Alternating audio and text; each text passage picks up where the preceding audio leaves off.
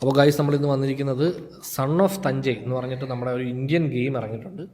അതിൻ്റെ ഒരു ട്രെയിലർ ഉണ്ട്. നമുക്ക് ആ ട്രെയിലർ ഒന്ന് കാണണം അല്ലേ? അതെ അതെ, ഗെയിം ഇറക്കാൻ പറ്റിയ സെറ്റിംഗ് ആണ്. അതെ അതെ, തഞ്ചാവൂരല്ലേ ഉദ്ദേശിക്കുന്നത്? അതെ അതെ, തഞ്ചൈ എന്ന് പറയുന്നത് തഞ്ചാവൂർ. சொல்லுங்க அத்தா. அலே பெத்தவ புத்தி கலங்க அப்பனும் கை விரிக்க அத்தியாவசியம் கிராஃபிக்ஸ் எல்லாத்தையும் இழந்து வந்திருக்க. ஓ, மറ്റേ ഗോസ്റ്റ് ഓഫ് യൂട്ടയുടെ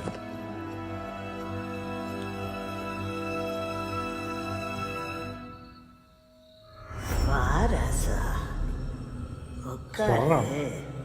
இந்த கை சொப்பனத்துல பார்த்த கை குடியில விழுந்து சொகத்துல புரண்டு இருட்டுல தொலைஞ்சி மறுசன்மம் எடுத்து வந்திருக்க.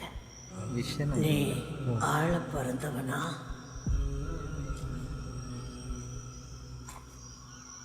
ഓ, നമ്മുടെ ആളുകളെ ഗെയിമിനെ அழிக்க பிறந்தவனா? பஞ்சம் பிடிச்ச நாட்டுல ഇതെല്ലാം മറ്റേ ഗോസ്റ്റ് ഓഫ് യൂട്ടയുടെ ഓപ്പണിംഗ് സീൻ കണ്ടോ? ஊருல അതിലുള്ള പോലത്തെ ഷോട്ടൊക്കെ മലയാളം മൂവിയിൽ മറ്റേ സിറ്റി അത് കുറച്ചധികം ഉണ്ടെന്ന്. நீ போற കുറച്ച് കോമൺ ആണ്. வழியெல்லாம் ഇത് ഗെയിം ക്രീഡ് അങ്ങനത്തെ ഉള്ള ഗെയിംസിലൊക്കെ ഈ സിമിലർ.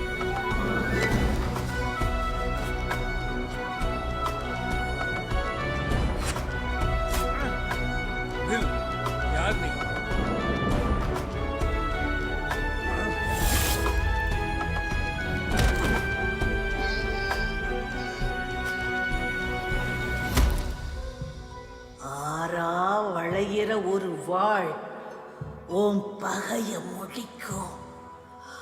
உன் உள்ளங்கை ரேக அவங்கள பார்த்து சிரிக்கும்.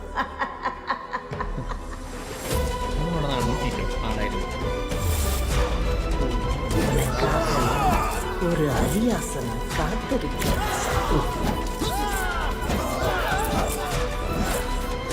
அடகிற வழியில உன்னை அழிச்சு உடைக்க ஒரு ராஜ்யமே காத்திருக்கு.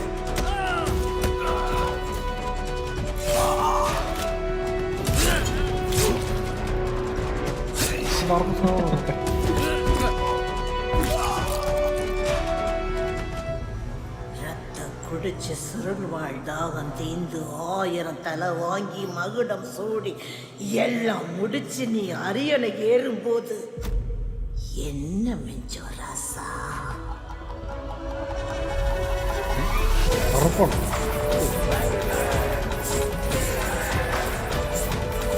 രണ്ടുപേരും ഒരുപോലെ കാര്യം.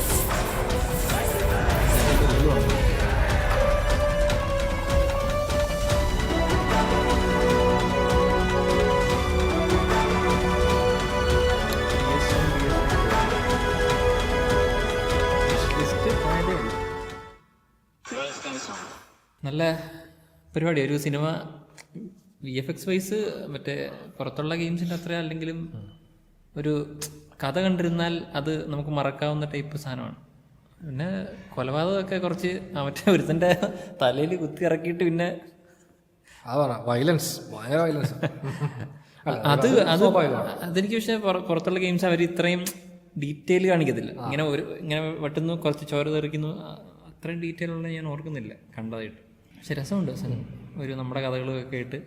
അതെ, ഇത് ഏത് കഥയാണ് ഒരു ലൈക്ക് ഒരു ഫിക്ഷണൽ സ്റ്റോറി ആയിരിക്കും. അത് പുള്ളിക്കാരത്തെ സൗണ്ട് ചെയ്തു, അമ്മച്ചിയുടെ സൗണ്ട് ഉള്ള എന്നെ ആ ചോദ്യം തന്നെ പേടിയാണ്. ഹൊറർ ഫീലാണ് ആ പുള്ളിക്കാരുടെ ഫസ്റ്റ് ഷോട്ട് കാണിക്കുന്നത് തന്നെ. അതെ അതെ, ചുവട്ടൊക്കെ തിരിക്കുക മനുഷ്യനെ പേടിപ്പിക്കാൻ. അല്ല, ഇത് ലൈക്ക് നമ്മളിപ്പോൾ സിനിമയായിട്ട് നമ്മൾ ആലോചിക്കുമ്പോൾ അറിയാലോ, സിനിമയൊക്കെ വരുമ്പോഴത്തേക്കും കഥാകുതാവുന്ന സൈറ്റൊക്കെ ആയിരിക്കും. ബെറ്റർ സ്റ്റോറി ലൈൻ ആയിരിക്കും ചിലപ്പോൾ. ഗെയിമായിട്ട് വരുമ്പോൾ അത് കുറച്ച് ബെറ്റർ ആയിരിക്കും തോന്നും. ഇത് ചരിത്രം എന്തുമാത്രം ഉള്ളതെന്ന് കാണിക്കുന്നില്ല. ഇപ്പം കുറച്ച് ആക്ഷനും കാണിച്ചു.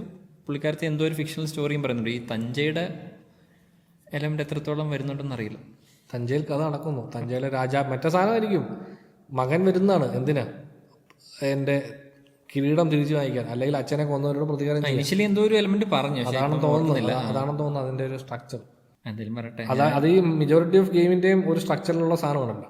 ഏതാ ഈ അച്ഛനെ കൊല്ലുന്നതിന് റിവെഞ്ച് എടുക്കാൻ പറ്റുന്ന ആ കഥ കുറച്ചധികം ഇവർക്ക് ഭയങ്കര ഇൻട്രസ്റ്റിംഗ് ആയിട്ടുള്ള സ്റ്റോറി. ഗെയിമിൽ അത് ഭയങ്കരമായിട്ട് അല്ല ഇതിന്റെ റൈറ്റിംഗ് കുറെ കൂടെ സിനിമ സ്റ്റൈൽ റൈറ്റിംഗ് ആണ് നമ്മുടെ. അതുകൊണ്ട് എനിക്കറിയില്ല എങ്ങനെയാണ് ഇതിന്റെ ഒരു മിക്സ് വരുന്നത്. രസമായിരിക്കും എന്തെങ്കിലും ഇറങ്ങുമ്പം അറിയാം.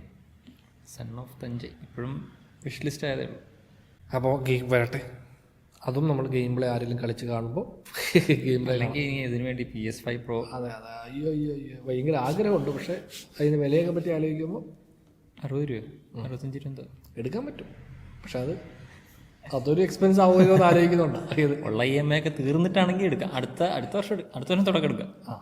എന്നിട്ട് നമുക്ക് ഗെയിമിലേക്ക് ഇറങ്ങാം. അതെ, ഞങ്ങൾ ഈ ചാനൽ നിർത്തിയിട്ട് ഗെയിമിംഗ് ഇറങ്ങാം.